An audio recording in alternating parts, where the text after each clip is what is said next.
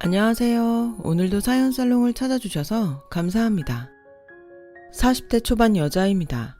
저는 지금 10살 된 아들을 혼자 키우고 있어요.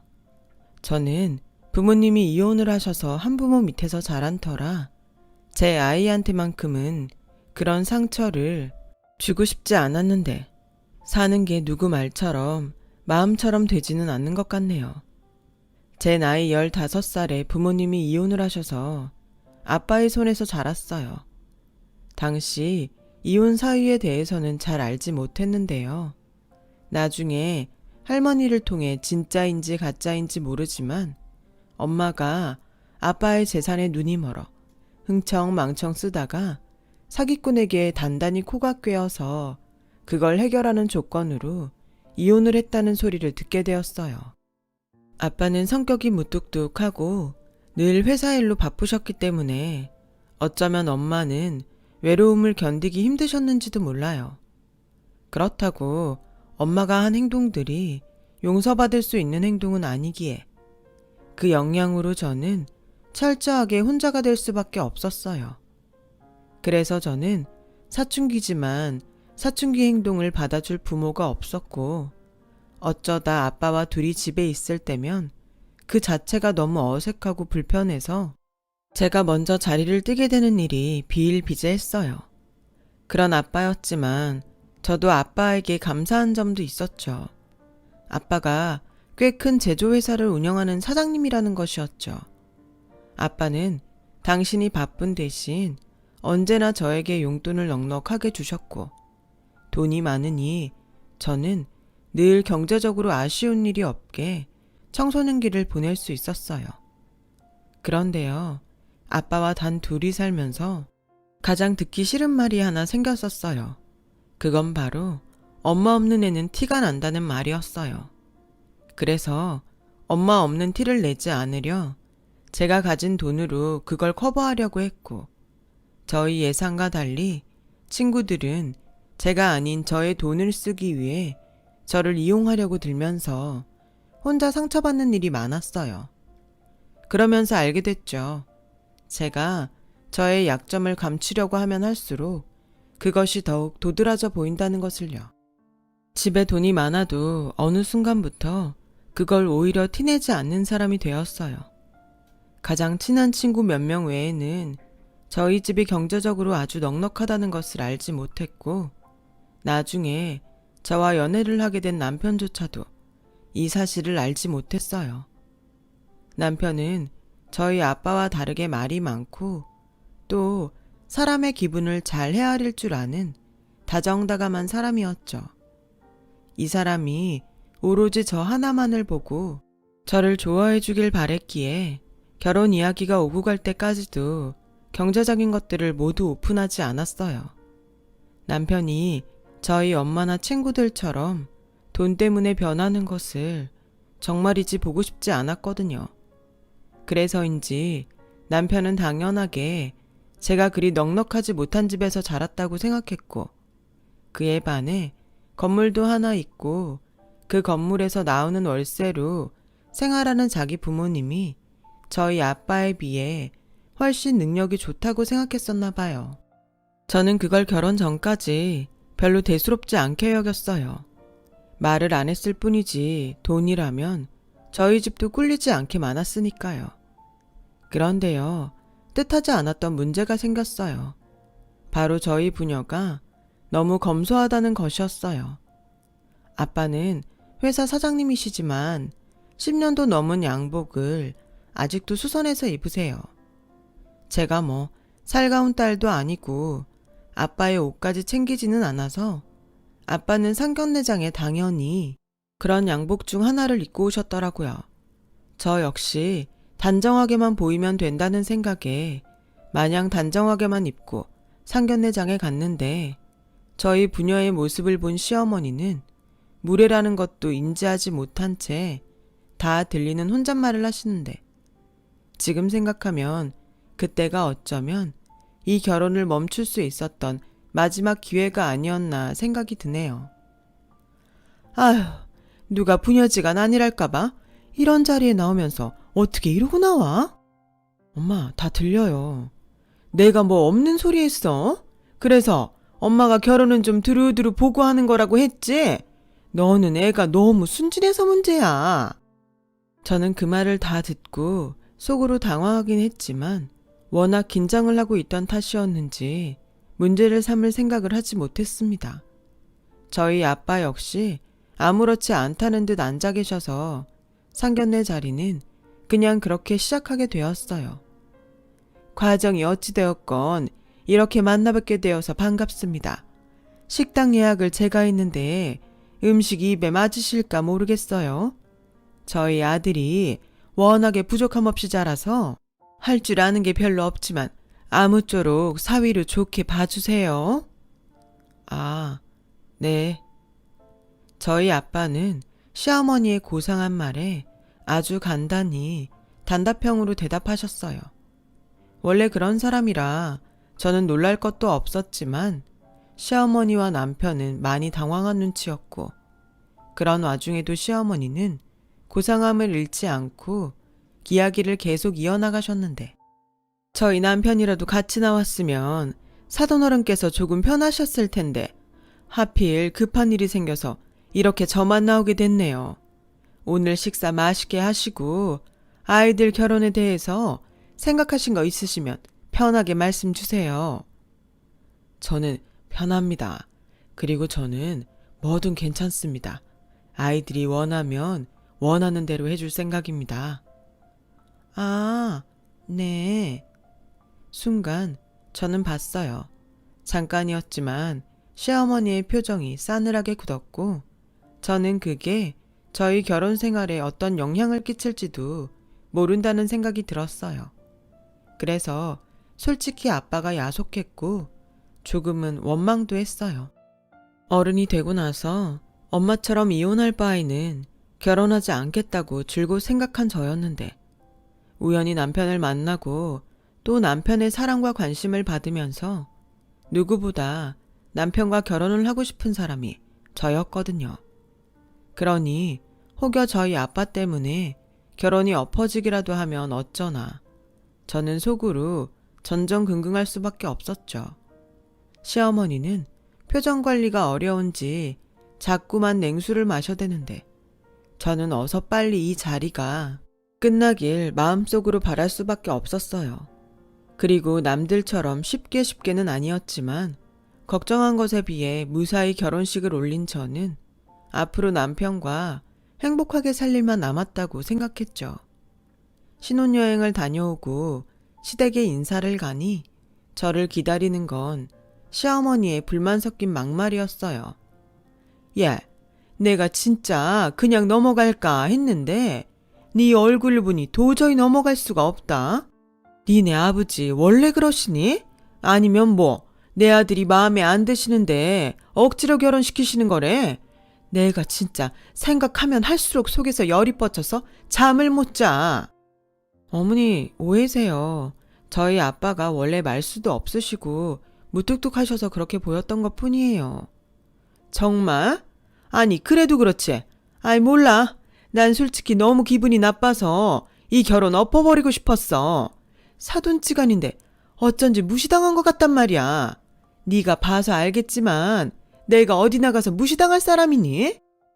시어머니는 나름 건물주 부인이셨기 때문에 어디 나가서 대우를 받았으면 받았지 무시당할 입장이 아니라고 자부하시는 분이셨어요.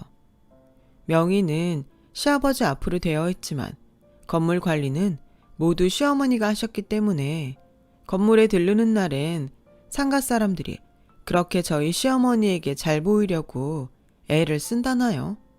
아무튼 저는 그날 이후부터 시어머니에게 저희 아빠는 원래 그런 사람이라는 말을 계속 변명처럼 해야 했고 시어머니는 그런 저에게 이런 말씀을 하셨어요. 똑똑히 들어. 네가 시집을 늦게 왔어도 우리 집 맏며느리라고 뭔가 기대를 할 수도 있는데 난 첫째고 둘째고 따지지 않는다.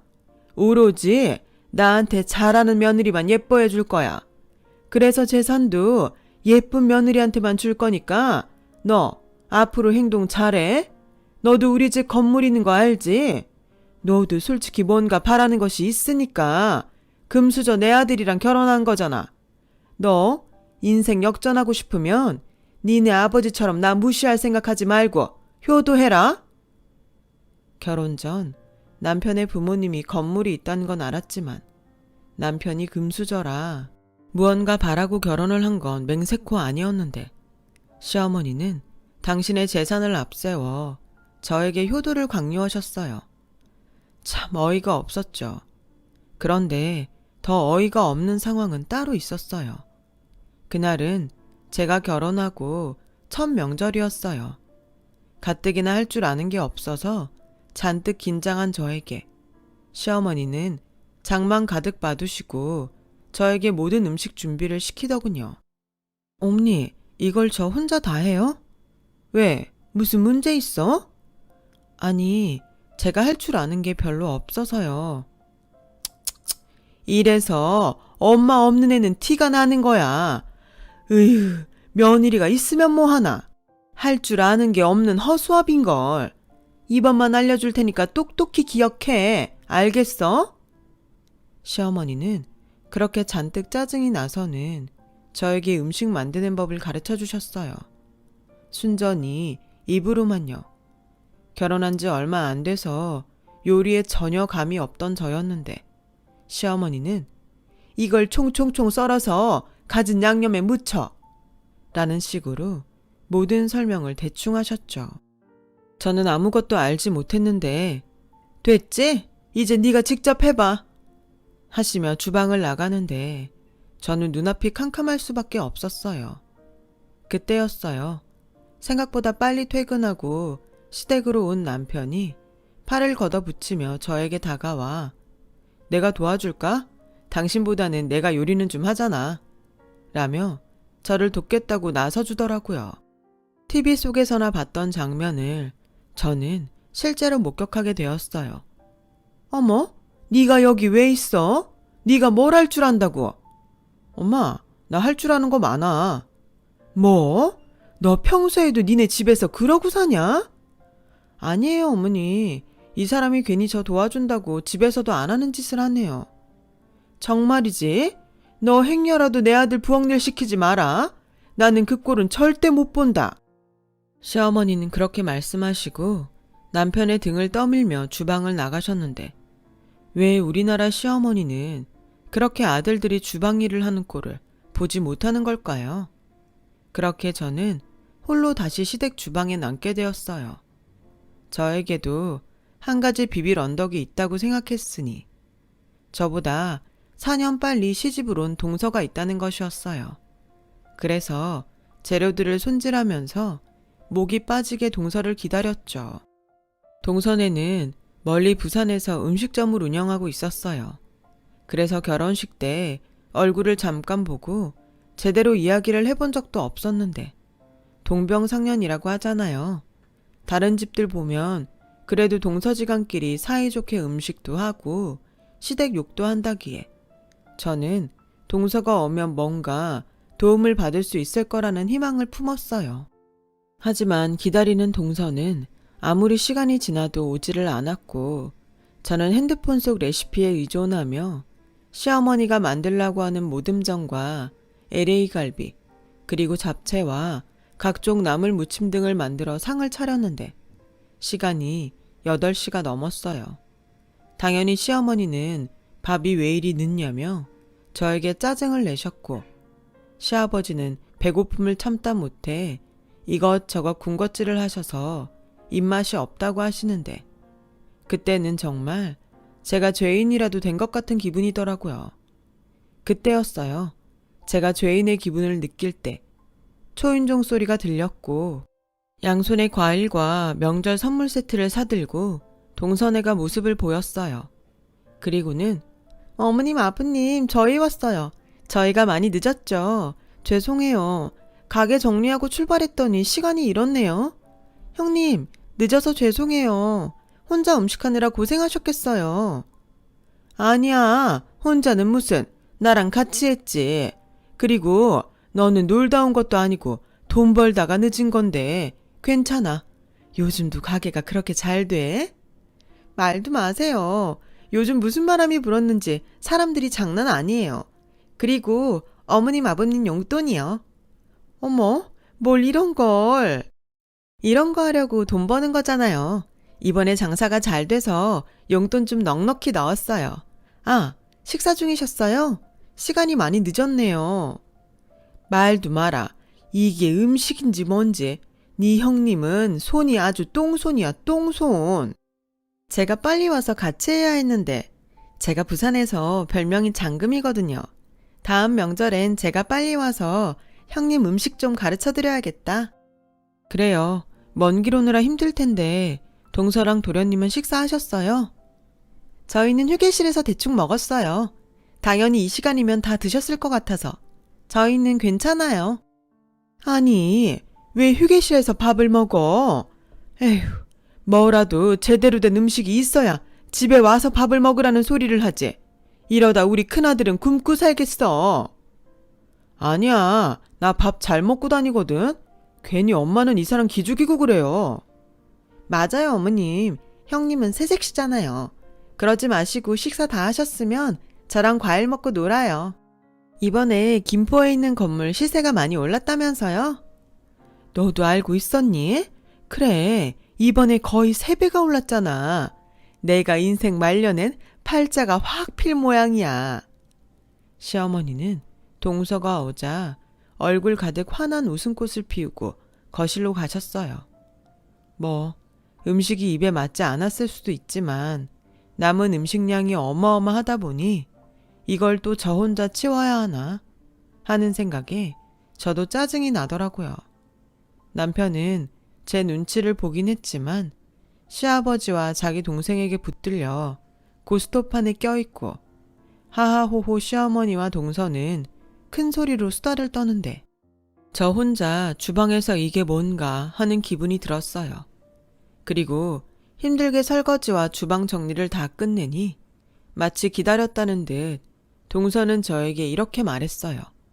형님, 커피 좀 부탁드릴게요. 자기도 마실 거지? 2잔이요. 마치 가게에서 커피를 주문하는 것처럼 동서는 해맑게 저에게 커피를 주문을 하는 게 아니겠어요? 당연히 마음 같아서는 네가 먹고 싶은 거니 네가 타서 먹으라고 말하고 싶었는데 결혼한 지 얼마 되지도 않았는데 벌써 동서와 나쁘게 지내고 싶지는 않아 가스불에 주전자를 올렸어요. 그렇게 드디어 저는 동서 내외에게 줄 커피를 가지고 주방을 나갈 수 있었고 시어머니는 저와 동서를 번갈아 보면서 마치 낚시꾼이 미끼를 던지듯 자신의 부를 자랑하기 시작하는데 그걸 가만히 듣고 있으니 내가 지금 이 말 같지도 않은 말을 왜 듣고 있는 거지? 하는 생각이 절로 들었어요. 니네들은 시댁이 이렇게 잘 사니 얼마나 좋니? 내가 시집 왔을 때는 이 집구석에 아무것도 없어서 앞으로 어떻게 사나 참 막막했는데 이렇게 내 덕에 건물도 사고 건물값이 계속 오르고 있으니 얼마나 신이 나. 안 그러니? 이게 다 너네 몫이 될 텐데 니네 이 재산 받고 싶으면 우리한테 잘해야 한다. 벌써 그 비슷한 소리를 몇 번을 하는 건지. 응당 자식이라면 돈이 없어도 부모에게 잘할 텐데 시어머니는 계속 자신에게 돈이 있으니 그 돈을 물려받고 싶으면 당신 내외한테 잘해야 한다고 강조하고 또 강조하셨어요. 그런데요, 그런 시어머니보다 더 심각한 사람은 따로 있었죠. 그게 바로 동서더라고요. 어머니, 저는 그 건물 아니어도 어머님 아버님한테 잘할 거예요. 여태 보시고도 모르시겠어요? 저는 그냥 하는 소리가 아니라 진짜로 어머님 아버님을 저희 엄마 아빠라고 생각해요. 어쩜 너는 그렇게 말을 예쁘게 잘하니?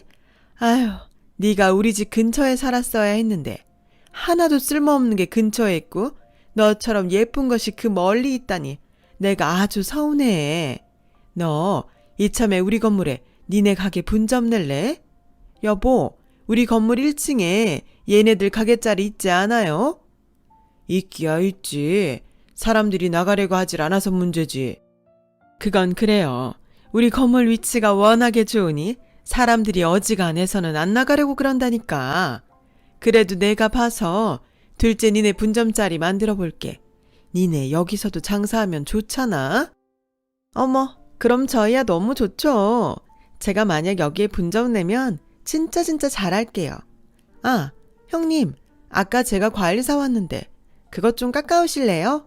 그게 비싼 과일이라고 해서 제가 꼭 어머님 드리고 싶었거든요. 형님, 가만히 계시면 심심하니까 과일 좀 부탁해요. 때리는 시어머니보다 말리는 시누이가 더 밉다더니 동서는 연신 시어머니에게 잘 보이려 그렇게 알랑방귀를 끼면서 계속 저에게 이것저것을 시켰어요. 저는 너무 피곤해서 당장이라도 쓰러질 것 같은데 동서가 늦게 온 탓인지 시부모님은 주무실 생각도 하지 않으시더라고요. 그렇게 12시가 넘어서 겨우 저는 작은 방에 이부자리를 펼 수 있었어요. 당장에 가까운 저희 집에 가서 잠을 자고 싶었지만 차마 시어머니에게 집에 가서 자고 오겠다는 말은 못하겠고 남편 역시 제 눈치만 볼 뿐 딱히 도움이 되지 않더라고요. 아, 이래서 시집가면 명절이 싫다고 하는가 보다 라는 것을 뼈저리게 느끼게 되었죠. 저는 그렇게 첫 명절을 끔찍하게 보냈어요. 그리고 다시 일상으로 돌아왔는데 시어머니는 별것도 아닌 일에도 뻑하면 저를 불러 이것저것을 시키셨고 제가 한 것이 당신 마음에 들지 않으면 동서를 이야기하면서 계속 저와 동서를 비교하고 저울질하는데 저도 슬슬 참을성이 한계에 닿았어요. 게다가 제가 결혼 전 연초에 승진을 해서 본격적으로 일이 바빠졌었거든요. 시어머니는 제가 회사 일로 바쁘건 말건 당신이 원하는 것만 일방적으로 요구하셨어요. 예, 너 이따 보쌈용 고기 좀 사와라. 오랜만에 집에서 고기 좀 삶아 먹게. 너 고기 삶을 줄은 알지? 모르면 네 동서한테 물어봐. 그리고 오늘은 퇴근 시간보다 좀 빨리 와라. 고기 삶으려면 시간 걸리니까. 저기, 어머니, 오늘은 제가 야근을 해야 할 것 같아서 힘들 것 같아요. 뭐? 너 지금 우리 집에 오기 싫어서 야근 핑계 대는 거니? 그럴 리가요. 진짜로 일이 바빠서 그래요. 아시잖아요. 제가 이번에 승진해서 일이 많아요. 어머, 별꼴이야? 너 지금 승진했다고 나한테 유세 떠는 거야? 뭐 그래봤자 월급쟁이 얼마나 번다고. 너 내 말 벌써 잊었어? 너 나한테 계속 이런 식이면 난 너한테 재산 한 푼도 못 준다. 저는 어머님 재산 하나도 탐나지 않아요. 그리고 오늘은 정말로 제가 언제 퇴근해야 할지 모를 정도로 일이 많아서 그러니까 오늘은 봐주세요. 보쌈이 드시고 싶은 거면 제가 배달시켜 드릴까요? 됐다. 잘난 너는 그 중요한 일 하시고 난 그냥 쫄쫄 굶을란다. 이래서 여자가 밖으로 돌면 안 되는 건데 없이 살아서 그런가? 돈 몇 푼에 아주 지 시어머니 무서운 줄 모르네. 너 각오해라. 지금 네가 네 무덤 팠다. 시어머니는 그렇게 말씀하시고 일방적으로 전화를 끊으셨어요. 저는 가뜩이나 일 때문에 정신이 하나도 없는데 시어머니의 막말에 머리가 지끈지끈 아파왔고 그런 스트레스는 미안하지만 남편에게 향하는 일이 많아 한참 사이가 좋아야 할 신혼인데도 저희는 싸우는 일이 많았어요. 물론 알고 있었어요. 아무리 시어머니 때문에 열받고 힘들어도 그걸 남편한테 풀면 안 된다는 것을요. 하지만 알면서도 그게 잘 되지 않더군요. 초반에는 저한테 미안하다고 사과하던 남편도 점차 지쳤는지 나중엔 도리어 저에게 큰 소리를 냈어요. 그리고 어느 날 남편은 꽤 심각한 얼굴로 저에게 직장을 그만두면 좋겠다고 말을 하더라고요. 제가 왜 그랬으면 좋겠냐고 물으니 돌아온 남편의 대답이 전혀 생각지도 못한 말이어서 저는 할 말을 잃고 말았어요. 내가 생각해 봤는데 자기가 우리 부모님한테 잘하는 게 지금 일하는 것보다 훨씬 돈을 버는 것 같아. 생각을 해봐. 우리 부모님 건물이 얼만데. 괜히 자기 바쁘다고 우리 집에 소홀히 하면 멀리 사는 철이만 논하게 생겼잖아. 지난번 명절에 재수 씨 못 봤어? 그러니까 자기 지금 나보고 그 건물 받자고 회사 그만두고 동서처럼 시부모님한테 알랑방귀라도 뀌라는 거야? 이게 지금 말이 된다고 생각해? 왜 말이 안 돼? 솔직히 그 건물만 받으면 자기나 나나 일 안 하고 평생 먹고 살 수 있잖아. 그래서 그 건물을 언제 받을 수 있는데? 당신 부모님 저렇게 정정하신데 그 건물 물려받자고 직장을 그만둬? 당신 바보야? 그야 시간 좀 지나고 잘 말씀드려서 미리 달라고 하면 되지. 퍽이나. 그리고 나는 정말 당신 부모님 건물에 1도 관심 없어.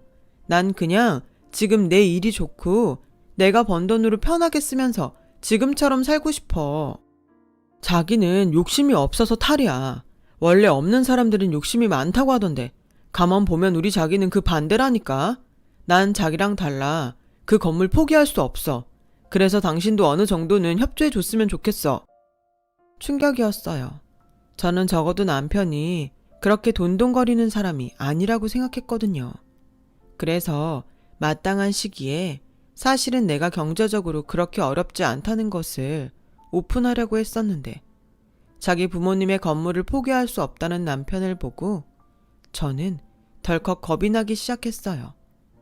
그렇게 두 번째 명절이 돌아왔어요. 동서는 지난 명절처럼 일이 바쁘다는 핑계로 다 늦은 저녁에 시댁에 왔죠. 저는 한 번 당했지 두 번 당하나 싶은 생각에 집에서 미리 명절 음식을 준비해 간 탓에 그래도 두 번째 명절은 전에 비해 수월하게 지나갈 수 있었는데요. 이번에도 동서가 시어머니 옆에 바짝 붙어서 저를 의식하는 듯 온갖 애교와 알랑방귀를 끼면서 말을 하는데 동서 속이 빤히 보이더라고요. 어머니, 요즘도 건물 청소며 관리며 어머님이 혼자 다 하세요? 그럼 네 시아버지는 다 좋은데 꼼꼼하지가 못해. 그래서 내 손으로 해야 문제가 없지. 우리 어머님 힘드시겠다. 제가 1층에서 가게라도 하면 제가 매일 청소며 관리며 다 해드릴 수 있는데. 오죽할까. 너는 나를 닮아서 야물딱져서 아주 딱이지. 기다려봐라. 내가 1층 사람들 계약 기간 끝나면 어떻게든 니네 가게 자리 만들어 볼게. 정말요? 요즘 손님들이 너무 많아서 분점을 내면 딱 좋겠다고 생각하던 차였거든요. 요즘 가게 차리는데 돈이 너무 많이 들어서 걱정했는데 역시 어머님이 제 구세주세요. 너 그래도 세는 꼬박꼬박 내야 한다. 당연하죠. 그 건물짜리면 장사가 돼도 더 잘 될 텐데 제가 월세는 물론이고 용돈도 아주 팍팍 드릴게요.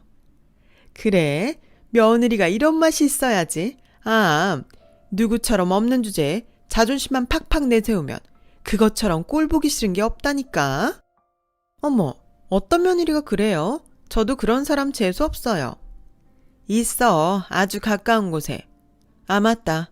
그나저나 그날은 너네 올라올 수 있는 거지? 그날이요? 아, 그날. 당연하죠. 다른 날도 아니고 어머님 생신이신데. 제가 그날은 일찍 와서 미역국도 끓이고 어머님 모시고 백화점도 한 바퀴 돌고 해야죠. 갖고 싶은 거 있으시면 그날 제가 다 사드릴게요. 정말? 아우, 너는 정말 센스가 만점이라니까. 나 닮아서 손도 크고. 뭘요? 당연한 거죠. 형님도 그날 회사 휴가 내실 거죠? 아, 저는 그날 봐야 알아요. 다음 달도 아니고 3달 뒤라 지금은 뭐라고 말하기가 좀 힘드네요. 가급적이면 무리를 해서라도 휴가를 낼 건데 제가 지금 하는 일이 회사에서 많이 중요한 일이라서. 쳐봐라. 무슨 일을 얼마나 대단하게 하는지 아주 일한다고 저 혼자 유세를 떤다니까. 직장 없는 사람 서러워서 어디 살겠어? 형님, 이건 그냥 제가 먼저 시집 온 사람으로서 얘기하는 건데요. 결혼 전이면 몰라도 결혼 후에는 일보다는 집이 먼저예요. 그거 감당 안 될 것 같으면 회사를 그만두셔야 하는 거 아닌가요? 저는 몇 번 보지도 않았지만 동서의 선을 넘는 태도에 더는 참을 수가 없었어요. 당장 코앞도 아닌 3달 뒤 일정을 지금 당장 이야기하라는 것도 웃긴데 감당되지 않으면 직장을 그만두라니 이게 지금 말이 되는 건가요? 그래서 제 분을 못 이겨 자리에서 벌떡 일어나 그 길로 집으로 돌아와 버렸어요. 그러자 먼전 명절에는 제 눈치를 살피던 남편은 그날은 제가 집을 나간 건 신경 쓰지 않았고 다 늦게 술에 취해 집으로 온 남편은 시댁에서 무슨 소리를 들었는지 저에게 시비를 걸더라고요. 당신 진짜 너무한 거 아니야? 어떻게 며느리가 명절에 팽하니 시댁을 나갈 수가 있어? 당신 가고 우리 엄마가 나한테 얼마나 노발대발했는지 알아? 자기 재산 다 처리해 준다고 난리도 아니었어. 그깟 재산에 내가 어디까지 참아야 하는데 나 그 돈 없어도 먹고 사는데 지장 없거든? 당신이야말로 원래 그런 사람이었니? 난 자기가 그렇게 돈돈거리는 사람인지 몰랐어. 정말 실망이야. 실망? 세상에 돈 싫어하는 사람도 있어? 당신도 솔직해져 봐. 당신도 돈 좋아하잖아. 그러니까 그렇게 기를 쓰고 회사 일하는 거 아니야. 일이 좋다는 말 같지도 않은 가식 그만 떨고 눈에 보이는 재산에 집중하자고. 재수씨 반만 따라가 봐라. 뭐라고? 지금 사람을 어디다 갖다 붙여? 그렇게 돈이 좋으면 자기가 자기 부모님한테 살랑거려. 왜 자꾸 엄한 나를 시키는데? 그리고 당신도 눈이 있고 귀가 있으면 알잖아. 당신 어머니가 나한테 어떻게 하시는지. 그걸 보고도 나한테 동서처럼 하라는 거야? 또 그 소리. 나도 자식이야. 당신이 자꾸 우리 엄마 나쁘게 말하면 나도 장인어른 나쁘게 말할 수밖에 없어. 난 뭐 장인어른한테 불만 없는 줄 알아? 뭐라고? 우리 아빠가 살가운 사람은 아니지만 당신한테 무례하게 한 적 있어? 난 100번 1000번 무례하게 하셔도 괜찮아. 근데 나도 솔직히 처가 덕보고 싶지 않겠니? 물론 내가 당신 아무 조건 없이 사랑해서 결혼한 건 맞지만 당신 집 정말 내가 생각한 것보다 너무 없잖아. 정말 어이가 없었어요. 물론 남편의 말에 이해는 갔어요. 저희 아빠가 혼자 사시는데 큰 집이 뭐가 필요하냐며 원룸에서 지내시거든요. 제가 생각해도 보이는 것만 봐서는 저희 아빠가 회사 사장님이라는 것을 믿을 수 없을 것 같긴 해요. 하지만 그렇다고 불만이라니. 저는 그제야 제가 믿었던 남편이 영 다른 사람이라는 것을 깨달았고 깨달음과 동시에 마음이 식어버리는데 무슨 하늘의 장난인지 제가 임신을 했더라고요. 하지만 부부 사이가 별로 좋지 않아서인지 남편은 제가 임신을 했다는 사실에도 별로 기뻐하지 않더라고요. 시어머니는 행여 자기한테 아이 맡길 생각은 처음부터 하지 말라고 하는데 앞으로 제가 이 집에서 평범한 행복을 누리며 살 길은 없어 보이더라고요. 그래도 아이를 생각해서 저는 이혼은 생각하지 않기로 했어요. 한부모 손에 자란 아이가 어떤 외로움을 느끼는지 너무나 잘 아는 저였으니까요. 그렇게 불편한 시간은 흘러 시어머니의 생신날이 되었어요. 저는 미리부터 휴가를 쓰려고 했지만 입덧으로 힘든 시간을 보내고 있었기에 일이 많이 지체되어 있었죠. 설상가상으로 거래처들하고도 미팅 날짜가 맞지 않아 저는 어쩔 수 없이 휴가를 쓰지 못하고 일을 하고 뒤늦게 시댁으로 향했는데 제가 집 안으로 들어가자 시어머니는 싸늘한 눈빛으로 저를 쏘아봤고 생일상을 차린 동서는 희죽거리며 저에게 얄밉게 말을 하는데 저는 우선 시어머님의 생신이니 참자고 가슴으로 참을 인을 새기고 또 새겼어요. 어머, 형님 오셨네요. 저는 안 오시는 줄 알았어요. 그러게, 나도 네가 내 생일 잊어버린 줄 알았다. 죄송해요. 최대한 빨리 오려고 했는데. 또 그 대단한 일 때문이겠지. 가만 보면 니네 아버지도 그렇고 너도 그렇고 사람을 배려할 줄 몰라. 네 동서를 봐라. 오늘 아침 일찍 와서 이 많은 음식 다 준비하고 나랑 백화점에도 가고 여자가 이런 맛이 있어야지. 어머님, 그만하세요. 형님이 뭐 놀다 왔나요? 그나저나 케이크 사러 간 이 사람은 왜 여태 오지 않지? 천천히 와도 되지 뭐. 네 아버지랑 같이 갔잖아. 부자가 이런저런 얘기 나누느라 늦는가 보다. 그나저나 석이는 언제 온다니? 아, 그게 요즘 그이도 바쁜지 말을 못해서. 안사람이 돼가지고 지 남편을 아주 방치를 하는구나. 옛말에 그래서 집안에 사람이 잘 들어와야 한다고 하는 거야. 네가 잘해봐. 그럼 내 아들이 너한테 말을 안 했겠니? 얼마나 살가우는데. 너랑 결혼하고 얼굴에 그늘이 다 졌잖아. 너 계속 이딴 식으로 하면 나 그냥 내 재산 다 둘째한테 줄 거니까 너 그런 줄 알아. 너는 그 잘난 직장에서 버는 돈으로 아등바등 살면 되지. 안 그러냐?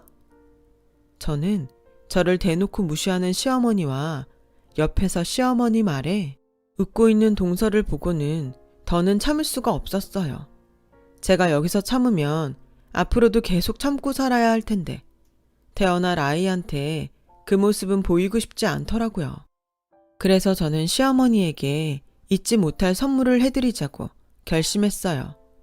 어머니, 전에도 말씀드렸지만 저는 어머님 아버님 재산에 전혀 욕심이 없어요. 그래, 꼴에 자존심은 있다는 거지? 아니요, 자존심도 자존심이지만 제가 돈이 아쉽지 않거든요. 실례지만 어머님이 말씀하시는 재산이 얼마인가요? 뭐? 얘 하는 소리 좀 봐. 시어머니는 저의 말에 꽤나 당황한 얼굴을 하셨어요. 하지만 동서는 자기도 궁금한지 시어머니의 대답에 집중하고 있었고 때마침 케이크를 사러 나갔다던 시아버지와 도련님 그리고 저와 계속 냉전 중인 남편이 집으로 오면서 파는 커질 대로 커져버렸어요. 여보, 얘가 우리 재산이 얼마냐고 묻네요. 나 참 기가 막혀서 우리 한 20억 되죠? 아, 20억이요? 잠시만요. 저는 그냥 차분한 모습으로 모바일 뱅킹에서 저의 계좌를 열었어요. 그리고 계좌에 찍힌 금액을 시어머니에게 보여드렸는데요. 시어머니는 한참을 금액을 세시더니 곧 얼굴이 새파랗게 질려서 저를 쳐다보며 믿기 어렵다는 듯 말씀을 꺼내셨어요. 이게 지금 얼마니? 무슨 돈이 이렇게 많아? 이게 그러니까 30억이 넘는 거지? 어머 형님, 무슨 현금이 이렇게나 많으세요? 현금뿐인가요? 요 앞 큰 사거리의 코너 건물 아시죠? 그거 제 건물이에요. 저희 아빠를 어떻게 보셨는지 모르지만 제조회사 운영하는 사장님이세요. 사업한다고 말씀드렸잖아요. 상견례 뒤론 뭐 달리 물어보지 않으셔서 말하지 않았죠. 할아버지 때부터 꾸준히 성장하는 회사고요. 재산 하시는데 재산 물려주신다고요? 그럼 제가 아빠한테 받을 재산은 얼마나 될 것 같으세요? 그 재산을 받으려고 아빠가 돌아가시길 바라면서 한심한 삶을 살아야 되나요? 뭐라고? 아니, 하고 다니시는 행색이 사장님으로는 보이지 않으시던데? 너는 니네 아버지가 사장님이면 사장님이라고 말을 했어야지. 그리고 석이 너는 왜 여태 우리한테 아무 말도 안 했어? 그게 나도 몰랐어. 그냥 작은 사업이 어려우신 줄 알았지. 어머 형님, 가족인데 이렇게 꽁꽁 숨기실 수 있어요? 형님이야말로 딴 마음 있으셨던 거 아니에요? 저는 저희 아빠 사장이라고 분명 말했고요. 딴 마음? 오히려 이렇게 딴 마음 가지실 것 같아서 일부러 말 안 한 거예요. 돈이요. 중요하죠. 근데 저는요, 돈보다 사람이 더 중요하다고 생각해요. 근데 어머님은 계속 저를 사람으로 보지 않으시고 그 돈에 놀아나는 물고기로 보셨죠? 저는 동서 같지 않아서 그깟 미끼 안 먹어도 되니까 동서를 주든지 말든지 알아서 하세요. 저는 더 이상 이런 없는 집에서 며느리 노릇 못하겠네요. 저 이혼할게요. 그렇게 말하고 시댁을 나왔어요. 제가 나오자 남편은 신발도 제대로 신지 않고 맨발로 나와 저를 붙들었는데 저는 그런 모습도 꼴 보기 싫더라고요. 자기야, 내가 잘못했어. 처음부터 끝까지 우리 집 잘못이고 내 잘못이야. 그러니까 이혼하겠다는 말은 하지 마. 당신 홀몸도 아니잖아. 내가 우리 집이랑 아주 연을 끊고 살게. 그 연 나랑 우리 애한테도 끊고 살아. 난 당신 식구들도 그렇고 당신도 이젠 진짜 별로야. 왜? 이젠 내가 돈이 많다고 하니까 나한테 들러붙는 거야? 아니면 이제는 처가 덕을 좀 볼 수 있을 것 같아서 비굴하게 구는 거니? 까놓고 당신이랑 나는 문제 없잖아. 나는 당신이 그렇게 돈이 많은지도 몰랐고 오로지 당신 사랑하는 마음으로 결혼까지 했는데 이제 와서 이혼하자고 하면 나는 억울하지. 억울해? 나도 억울해. 난 당신 이런 사람인 줄 모르고 그 수모를 다 겪었잖아. 나도 한때는 당신이 오로지 사랑만으로 나를 선택해줘서 그게 고마웠어. 근데 있잖아. 이미 난 당신의 바닥을 다 봐버려서 어떤 이유에서도 당신이랑 살고 싶지 않아. 당신이 정 싫다고 하면 소송이라도 걸 테니까 준비해. 저는 그 길로 남편과 이혼을 진행했어요. 남편은 순순히 이혼할 생각이 없는지 저희 부부는 소송을 하게 되었어요. 홀몸이 아닌 저를 위해 아빠가 아는 변호사를 통해 발로 뛰시며 저의 이혼을 성사시켜 주셨어요. 한때는 자식인 저에게 관심이 전혀 없다고 생각했던 아빠였는데 아빠는 소송 때문에 알게 된 저의 결혼 생활에 남편과 시댁을 아주 끝장내겠다며 화를 내셨죠. 저는 태어나 처음으로 아빠의 그런 모습을 보면서 사실은 아빠가 저에게 관심이 없었던 것이 아니라 언제나 제가 원하는 것을 해주려고 그랬던 거라는 것을 알게 되었어요. 그렇게 1년 정도 걸려 저는 완전한 이혼을 할 수 있었어요. 시댁으로부터 정신적인 위자료도 톡톡히 받아낼 수 있었고요. 남편은 재판 결과에 승복할 수 없다며 몇 번이고 저를 찾아와 진상을 부리긴 했지만 그때마다 저희 아빠가 무섭게 저를 대신해 남편을 상대하니 남편도 더는 어쩌지 못하더라고요. 그 후 저는 아이를 키우며 싱글맘이 되었어요. 아빠는 무엇이든 말하면 해주겠다고 지금도 말씀하시는데 이혼의 책임은 저의 몫인 것 같아서 아빠의 도움은 받지 않겠다고 했어요. 사실 따지고 보면 이미 너무 많은 것을 받았고 또 아이가 크면서 돈이 결코 쉬운 것은 아니라는 것을 꼭 가르치고 싶었거든요. 그래서 저는 앞으로도 계속 성실하게 아이에게 일하는 엄마의 모습을 보여주고 싶어요. 다행히 저희 아들은 아빠가 없어도 씩씩하게 잘 크고 있습니다. 아직은 어린 나이인데도 자기가 남자라며 여자인 저를 지켜주겠다는 감동의 말도 해주는데 이런 아들이 있어서 그런지 저는 하루하루가 아주 행복하답니다. 이제 외롭지도 않고요. 인생에는 정말 정답은 없는 것 같아요.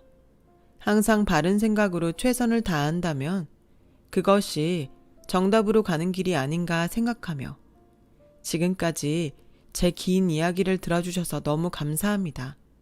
보람되고 행복한 하루 되세요. 여러분, 사연 댓글에 응원과 현명한 조언 부탁드려요. 좋아요와 구독은 저에게 큰 힘이 됩니다. 오늘도 좋은 일 가득하세요.